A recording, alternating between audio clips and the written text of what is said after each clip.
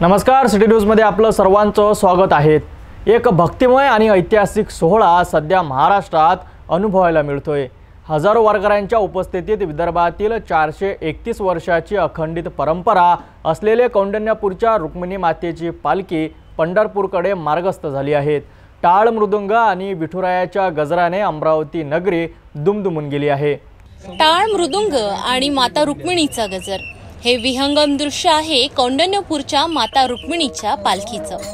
महाराष्ट्रातील 431 वर्षांची परंपरा असलेली विदर्भाची पुरातन राजधानी आणि माता रुक्मिणीचं माहेरघर असलेल्या श्री क्षेत्र कौंडण्यपूर येथून माता रुक्मिणीची पालखी हजारो वारकऱ्यांच्या उपस्थितीत पंढरपूरकडे मार्गस्थ झाली आहे।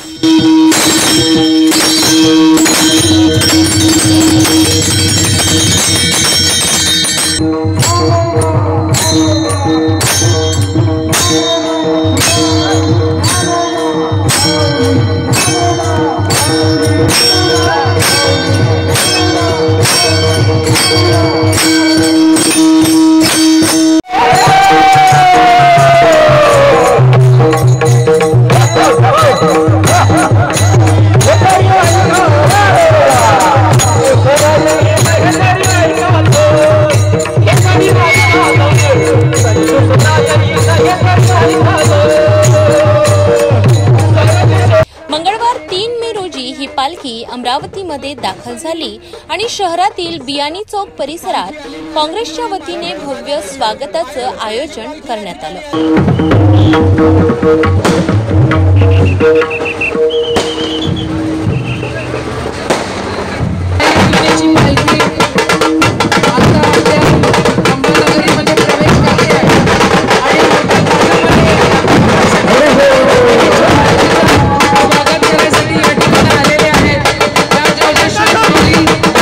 यावेळी माजी राज्यमंत्री आणि माजी आमदार यशोमती ठाकूर यांच्या वतीने या सोहळ्याचं विशेष आयोजन करण्यात आलं होतं। बियाणी चौक परिसरात ढोल ताशे, पालखी दिंडी आणि मृदुंगाच्या गजरात आई रुक्मिणी मातेच्या पालखीचं उत्साहात स्वागत करण्यात आलं।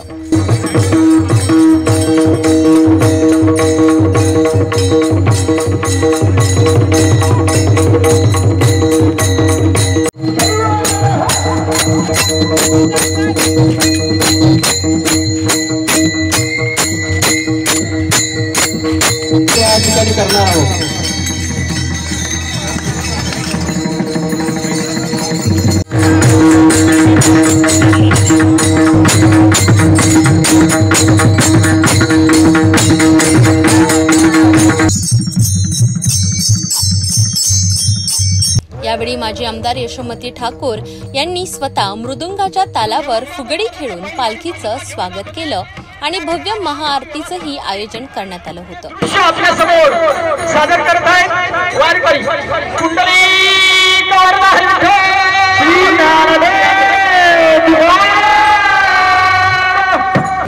यावर्षी खरं प्रार्थना आई रुक्मिणीला हीच आहे की बळीराजा सुखाव आणि जे बॉर्डरवर आपले सैनिक खरं त्यांनी जी काही आपल्या जीवाची आहुती देऊन आपलं सगळ्यांचं प्रोटेक्शन करतायत त्यांच्या बायका, त्यांच्या घरातल्या जे मंडळी, काही एक्स सर्व्हिसमॅन, ते आई रुक्मिणीच्या पालखीचं पूजन या ठिकाणी यावर्षी करणार आहे। स्वामी रामराजेश्वर महाराज देखील या ठिकाणी आहे आणि शेतकरी बांधव दरवर्षी असतात तर ते आहेतच, पण यावर्षीचं पूजन त्यांच्या हस्ते आहे आणि आईला हीच प्रार्थना आहे की आपला देश सुरक्षित राहो, या ठिकाणी शेतकऱ्यांचं भलं हो आणि कोणी जातीभेदाचं राजकारण न करता हे देशाचा एकोपा राहो।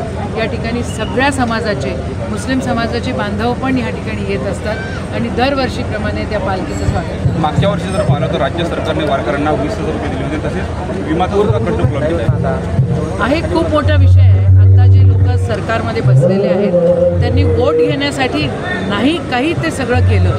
मला बघा एक गोष्ट, आज वारकरी चालले आहेत, आज महाराष्ट्राच्या कानाकोपऱ्यातून पालख्या चालल्या आहेत। मागच्या वर्षी प्रत्येक पालखीला 20,000 रुपये दिले आणि आज बेशरमासारखे ते हे पैसे नाही देत म्हणतायत। असं कसं चालेल?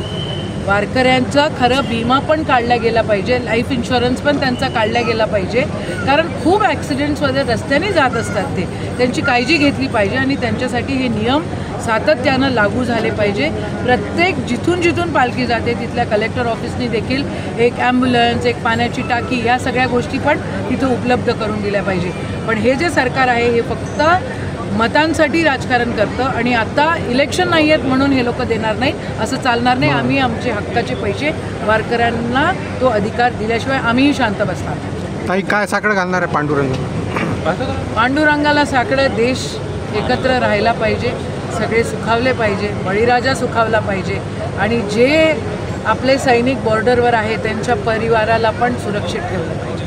खासदार बळवंत वानखडे, राजराजेश्वर माऊली, अमरावती पोलीस आयुक्त अरविंद चावरिया, पोलीस उपायुक्त गणेश शिंदे, सागर पाटील, यश खोडके, महानगरपालिका आयुक्त सचिन कलंत्रे यांच्यासह अनेक क्षेत्रातील मान्यवरांनी यावेळी आई रुक्मिणीच्या पालखीचं दर्शन घेतलं.